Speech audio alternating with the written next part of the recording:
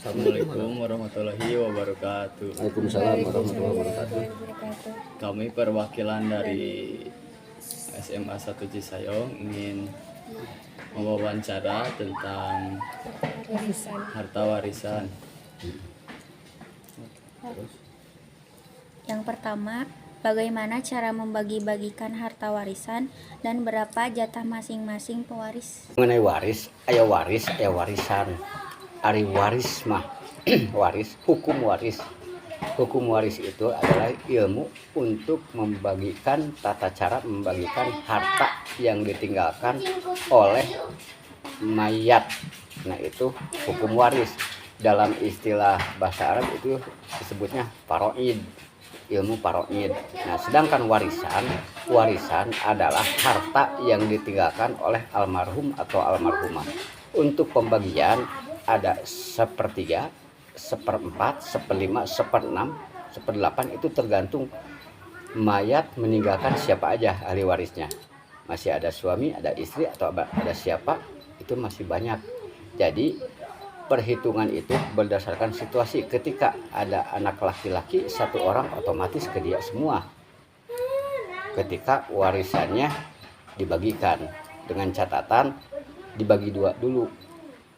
Misalnya begini, ada seorang laki-laki mempunyai satu orang istri, satu orang anak laki-laki, maka wajib dibagi dua dulu harta warisannya, dan harus tahu mana yang bawaan dia ketika sebelum menikah dan mana yang dihasilkan setelah menikah. Yang dihasilkan setelah menikah itu dibagi dua dulu dengan istrinya, baru setengahnya lagi dibagikan lagi kepada anak dan istrinya. Walaupun anak laki-laki itu paling besar. Bagaimana jika hutang ahli waris lebih besar daripada warisan? Nah, itu tanggung jawab keluarganya. Tanggung jawab keluarganya, dan itu harus dibayar secepat mungkin. Misal contoh ada satu keluarga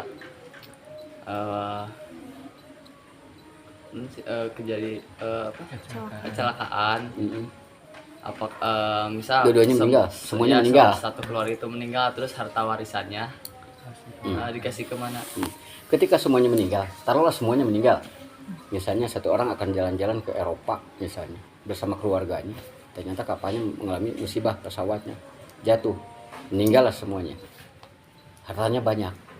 Itu ke siapa? Yang pertama, lihat dari jihad atau turunan keluarganya. Yang pertama itu kepala keluarganya, punya saudara siapa aja. Nah, itu dapat dengan patokan laki-laki semuanya. Ada misalnya seorang bapak meninggal, semuanya satu keluarga, seorang bapak mempunyai adik laki-laki, dapat itu, dapat. Kalaupun nggak ada, bapaknya itu masih punya bapak nggak, berarti kakeknya masih ada nggak, masih dapat. Gitu. Kalau di pihak perempuan istrinya, ada, karena di situ ada yang namanya tepung kaya, ataupun mungkin harta bawaan sebelum nikah dia sudah punya apa gitu. Nah, itu dibagikan ke pihak istri. Kalaupun dia dari istrinya tidak ada siapa-siapa lagi, misal semuanya asapiraku dalam dunia dulurna gitu, pasti itu akan jatuh ke saudaranya. Makanya kita jangan terlalu berharap tentang dunia, kejarlah akhirat. Ketika kita mengejar akhirat, dunia pasti dapat. Apa boleh harta waris dibagikan tidak sesuai dengan agama? No, itu mengacu ke negara. Negara nggak apa-apa, silahkan, kesepakatan keluarga. Kalau mau pakai hukum negara, ya silahkan, kesepakatan. Itu adanya di hukum tata usaha. Ya. Kalau ke pengadilan agama itu bab waris. Nah, biasanya kita ke pengadilan agama itu bukan hanya untuk kawin, bukan untuk cerai, tapi untuk membagikan warisan juga.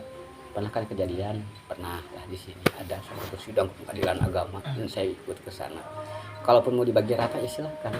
Yang terpenting adalah kita sebagai orang yang ditinggalkan oleh almarhum, kita harus mencari tahu apakah almarhum punya sangkut paut, utang piutang atau apa. Itu aja duluin, jangan sampai warisannya dulu.